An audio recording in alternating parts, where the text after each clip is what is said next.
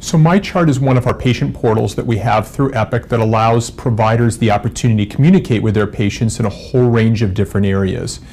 And I have one very particular situation that was very poignant for me. I had a patient who had been quite frustrated with difficulty in controlling his blood pressure for a long period of time. And we had set up a flow sheet or an opportunity for the patient to enter their blood pressures from home. I'm a huge fan of home blood pressure monitoring, and this was the first opportunity that a patient felt they had the opportunity to communicate with their doctor one-on-one. It was done virtually, but it gave them the opportunity to be able to submit their blood pressures on a daily and in fact multiple time per day basis